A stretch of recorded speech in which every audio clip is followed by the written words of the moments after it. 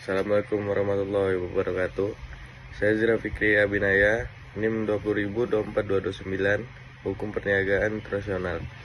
Saya akan membahas tentang sengketa perdagangan internasional, yaitu Indonesia melawan Uni Eropa, yaitu sengketa tentang sawit. Dalam latar belakangnya, konflik antara Indonesia dan Uni Eropa terkait ekspor sawit berakar pada perbedaan kepentingan ekonomi dan isu lingkungan hidupnya yang diangkat oleh Uni Eropa. Uni Eropa menuding industri sawit Indonesia sebagai penyebab utama deforestasi, kebakaran hutan, degradasi habitat satwa, pelanggaran hak asasi manusia, serta penggunaan kerja anak dalam proses produksinya.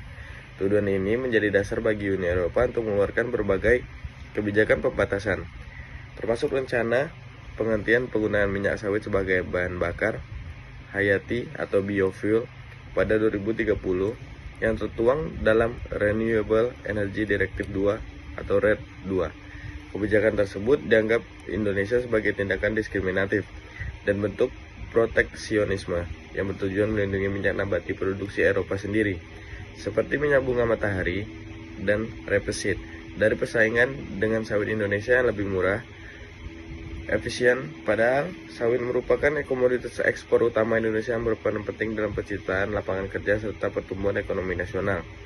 Yang selanjutnya saya akan membacakan posisi Indonesia dalam konflik ini.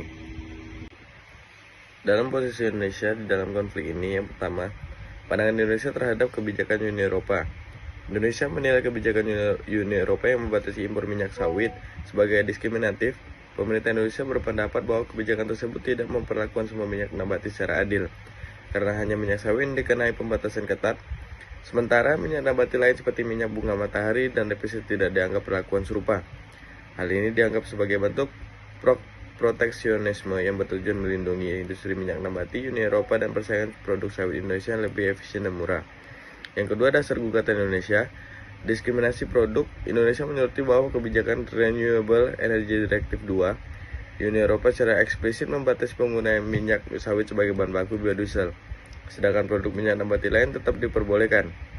Yang ketiga, upaya diplomasi dan advokasi. Selain membawa kasus ini ke WTO, Indonesia juga melakukan berbagai langkah diplomasi, termasuk dialog bilateral dan multilateral, serta mendorong sertifikasi sawit berkelanjutan untuk memenuhi standar internasional.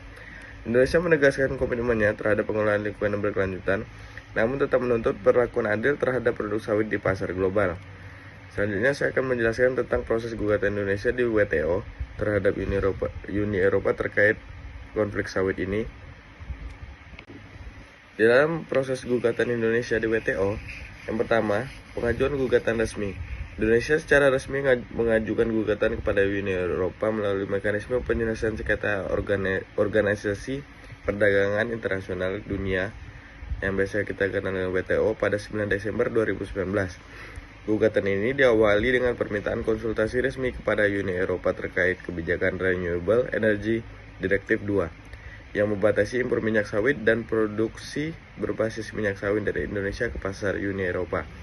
Yang kedua, mekanisme penyelesaian sengketa WTO.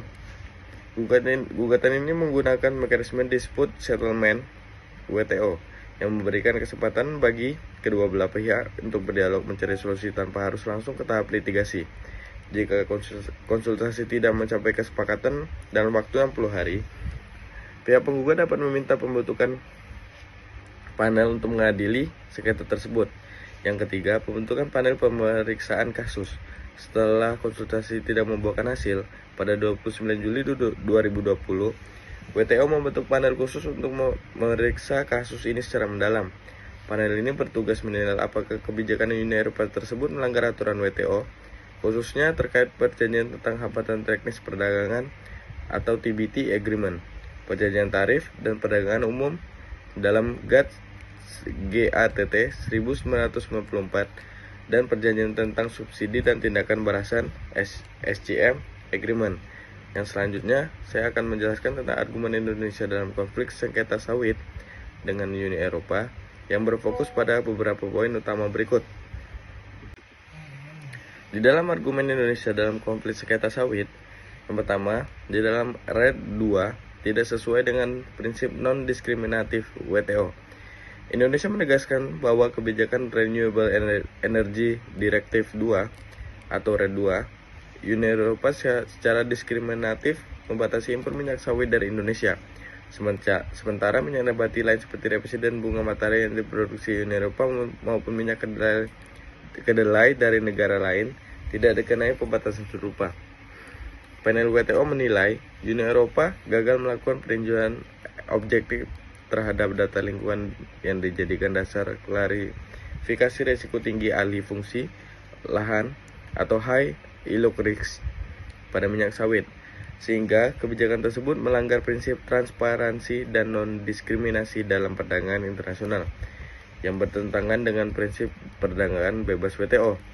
Indonesia mengajukan gugatan ke WTO pada 2019 Desember dengan argumen bahwa kebijakan Uni Eropa tersebut melanggar aturan WTO, khususnya prinsip perdagangan bebas dan perlakuan diskriminatif. Panel WTO dalam laporannya menyatakan bahwa Uni Eropa memberikan perlakuan kurang menguntungkan terhadap biofuel berbasis kelapa sawit dibandingkan produk serupa dari Uni Eropa dan negara lain. Selanjutnya, saya akan menjelaskan tentang dampak sengketa sawit antara Indonesia dan Uni Eropa. Dalam sengketa sawit antara Indonesia dan Uni Eropa memiliki beberapa konsekuensi penting, antara lain. Yang pertama, penurunan ekspor sawit ke Eropa. Kebijakan pembatasan impor minyak sawit oleh Uni Eropa menyebabkan penurunan volume ekspor sawit Indonesia ke pasar Eropa.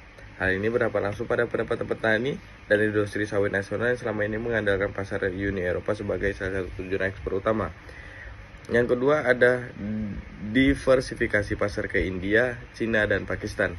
Sebagai upaya mengurai ketergantungan pada dasar pasar Uni Eropa, Indonesia melakukan diversifikasi pasar ekspor sawit ke negara-negara seperti India, Cina, dan Pakistan yang merupakan importer minyak sawit terbesar di dunia.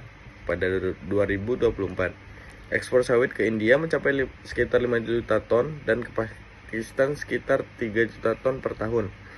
Namun, konflik geopolitik seperti perang antara India dan Pakistan berpotensi mengganggu rantai pasok dan permintaan pasar-pasar tersebut, sehingga Indonesia juga mulai membuka peluang pasar baru di Mesir, Afrika Selatan, dan negara-negara Afrika lainnya untuk menjaga stabilitas ekspor. Dan selanjutnya saya akan menjelaskan tentang update terbaru mengenai konflik ini. Update terbaru mengenai konflik sengketa sawit antara Indonesia dan Uni Eropa adalah sebagai berikut. Pada tahun 2003, panel WTO mengatakan bahwa kebijakan Uni Eropa dalam Renewable Energy Directive 2 atau RED 2 terbukti diskriminatif terhadap sawit Indonesia. Panel menilai Uni Eropa memberikan perlakuan kurang menguntungkan terhadap biofuel berbahan baku kelapa sawit dibandingkan dengan biofuel berbasis rapeseed dan bunga matahari yang diproduksi Uni Eropa atau negara lain. Dengan putusan ini, Indonesia dinyatakan menang sebagai sebagian dalam sengketa tersebut. Panel WTO merekomendasikan Uni Eropa untuk menyesuaikan kebijakan RED 2 agar sesuai dengan aturan WTO, terutama terkait prinsip non-diskriminasi dan transparansi dalam perdagangan internasional. Putusan ini menjadi dasar penting bagi Indonesia untuk menuntut perlakuan lebih adil di pasar Uni Eropa. Dan selanjutnya, saya akan menjelaskan tentang pelajaran penting dapat diambil dari kasus sengketa ini. Pelajaran pentingnya yang dapat diambil dalam kasus sengketa perdagangan sawit antara Indonesia dan Uni Eropa adalah: yang pertama, pentingnya diplomasi perdagangan internasional. Kasus ini menegaskan bahwa diplomasi yang kuat dan strategi sangat diperlukan dalam menghadapi sengketa perdagangan global. Indonesia menjalankan berbagai upaya diplomasi bilateral, multilateral, dan melalui mekanisme WTO untuk memperjuangkan kepentingan nasionalnya dan menjaga hubungan baik dengan mitra dagang utama seperti Uni Eropa. Yang kedua, perlunya memperkuat daya saing produk ekspor. Sengketa ini mengingatkan pentingnya meningkatkan kualitas, keberlanjutan, dan sertifikasi produk ekspor agar dapat memenuhi standar internasional dan mengurangi risiko hambatan perdagangan. Indonesia juga didorong untuk melakukan diversifikasi pasar dan pengembangan produk hilir agar tidak terlalu tergantung pada satu pasar tertentu. Selanjutnya saya akan memasuki bagian penutup atau akhir. Yang kasus sengketa perdagangan sawit antara Indonesia dan Uni Eropa ini menunjukkan betapa kompleks dan penuh tantangan perdagangan global saat ini, terutama ketika kepentingan ekonomi bertemu dengan isu lingkungan dan kebijakan proteksionisme. Indonesia terus berupaya menjaga keadilan dalam perdagangan internasional serta memastikan akses pasar yang terbuka dan adil bagi produk-produk unggulannya, termasuk minyak kelapa sawit, melalui diplomasi yang aktif dan pemanfaatan mekanisme hukum internasional seperti WTO. Indonesia berkomitmen untuk memperkuat posisi dan daya saing di pasar global. Sekian dari saya. Semoga konflik ini menjadi perkembangan baru bagi Indonesia. Assalamualaikum warahmatullahi wabarakatuh.